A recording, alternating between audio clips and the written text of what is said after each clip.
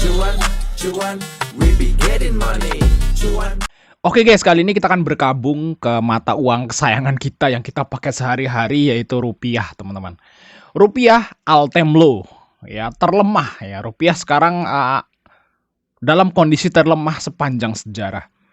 Luar biasa. Ini salah satu prestasi pemerintah kita saat ini, yaitu membuat rupiah lemah. Nah, oke guys ya, di sini apa sih kira-kira penyebab ya dari rupiah ini melemah? Sebenarnya banyak banget penyebabnya, teman-teman. Tapi kalian tahu nggak ya? Tahu nggak? Rupiah melemah itu belakangan ini aja loh. Kita lihat di sini ya, ini belakangan ini itu masif ya. Sebenarnya sudah rupiah tuh udah melemah semenjak tahun 2011 sih ya. 2011 itu rupiah dia kita lihat 8 ribuan gitu pas zaman Pak SBY gitu ya. Nah, terus zaman Pak Jokowi ini terus melemah gitu. Tapi melemah menguat nih guys, di sini lihat nih chartnya, lemah menguat kayak gitu. Nah, tapi semenjak ya ada dua kebijakan pemerintah yang disetujui ya, itu konsisten melemah sampai sekarang, itu terendah sepanjang sejarah. Apa sih dua program pemerintah yang sejak setahun ke belakang itu dilakukan dan membuat rupiah terus melemah? Yaitu MBG, teman-teman. Kita lihat di sini. Yang pertama MBG, yang kedua yaitu Koperasi Merah Putih. Nah, di sini ada yang bertanya nih, apa sih hubungannya MBG dengan rupiah? Apakah ada hubungannya ya program MBG terhadap pelemahan rupiah? Ada, guys. Nah, teman-teman lihat di sini. Ini Google yang jawab ya, bukan saya nih. Program MBG ya dinilai berkontribusi terhadap pelemahan nilai tukar rupiah terhadap dolar di tahun 2026. Karena kekhawatiran ya pasar terhadap defisit APBN. Nah, kalau kalian lihat berita yang lain, itu APBN kita udah defisit, guys. Ya, defisit. Jadi beban ngasih makan ke anak-anak sekolah tiap hari itu besar sekali ya, sampai membuat anggaran kita tuh defisit, teman-teman. Kalau nggak percaya, cek aja berita yang lain gitu ya, anggaran kita udah defisit. Nah, di sini guys ya, ini besar banget sampai 330 triliun ya setahun. Nah, terus kenapa sih kalau anggaran kita itu defisit kok rupiah melemah ya ini guys? Yaitu aksi cabut investor asing. Investor asing rame-rame menukar rupiah mereka kembali ke dolar AS, yaitu namanya capital outflow, karena keraguan terhadap stabilitas stabilitas fiskal yang memicu perlemahan rupiah. Jadi gini guys ya, asing itu kayaknya wah Indonesia tuh bebannya banyak nih. Anggaran udah defisit, masih aman gak ya negaranya gitu ya? Takutnya bangkrut negaranya. Ya udah, daripada nanti bangkrut gue terkubur di negara ini, mendingan rupiah gue pindahin lah ke mata uang lain gitu. Nah, kalau orang-orang udah mikir seperti itu, mungkin kalian yang lihat video ini juga mungkin malah punya dolar, nyimpen dolar kalian ya kan, atau nyimpen mata uang lain selain rupiah kayak gitu ya. Ya gitu guys, kekhawatiran kita sama. Takutnya terus melemah. Jadi uang yang kita simpan jadi nilainya terus melemah ya. Jadi nggak ada harganya ya. Daripada seperti itu, orang-orang pada nukerin uang mereka ke mata uang asing, nukerin rupiah ke mata uang asing biar aman, seperti itu guys. Ya kalau itu dilakukan oleh banyak orang, banyak investor, ya otomatis rupiah kan terus melemah. Ya gitu teman-teman. Nah, itulah alasannya ya. Jadi MBG itu juga berpengaruh pada pelemahan nilai tukar rupiah. Nah, terus kenapa sekarang ini langsung tiba-tiba loncat rupiahnya? Tiba-tiba melemah gitu. Melemahnya jauh dari 17.300 langsung ke 17.500. Alasannya adalah ini ya. Pemerintah Indonesia memastikan gaji 300.000 manajer atau pegawai Koperasi Desa Merah Putih akan ditanggung oleh APBN selama 2 tahun pertama operasional. Luar biasa. Ditanggung negara guys ya. Ini mirip-mirip kayak PNS, tau nggak? Kayak PN, kayak guru ya, kayak pegawai Pemda gitu guys. Gila ya. Pegawai koperasi digaji negara loh, bayangin aja. Harusnya ya normalnya ya, koperasi itu ya digaji dari perputaran modal kayak Indomaret, Alfamart gitu ya. Dia labanya itu separohnya dipisahkan buat gaji. Harusnya kan normalnya gitu.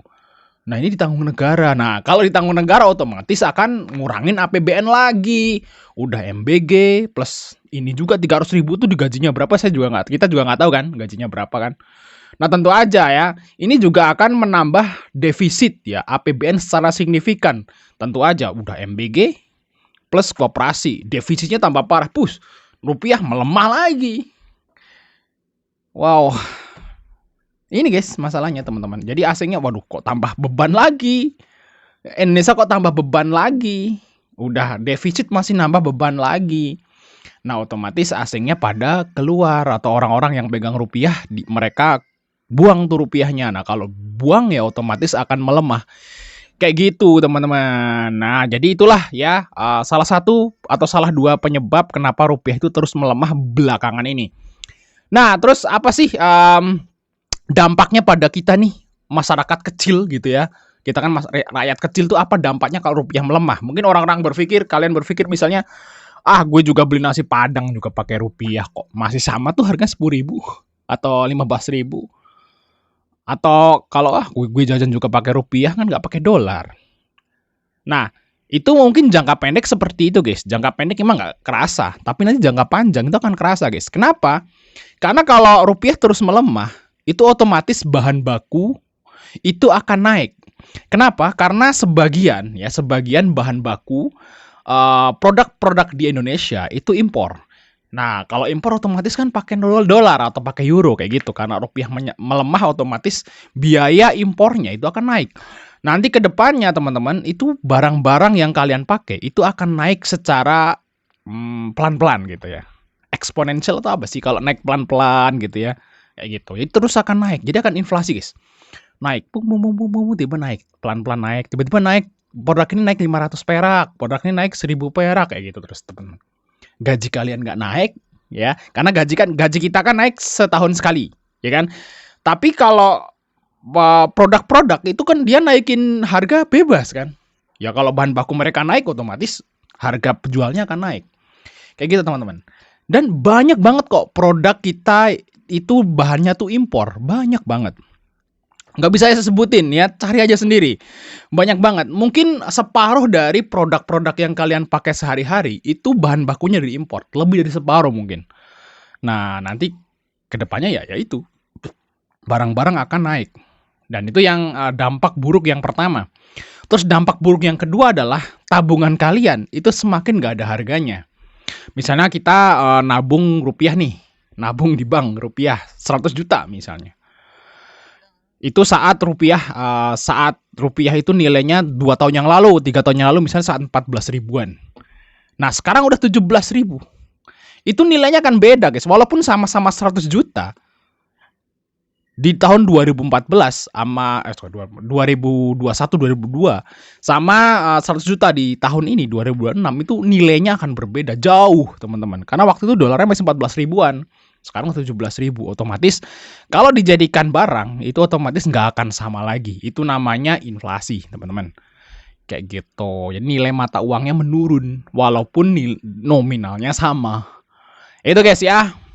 Nah, semoga aja pemerintah nih enggak lah. Ya, kita udah MBG udah cukup lah. MBG udah cukup dan Koperasi Merah Putih tolong lah kalau bisa. Kalau bisa dari perputaran aja kan udah dibangunin nih. Koperasi Merah Putih itu udah dibangunin gedungnya juga dari anggaran negara kan, APBN.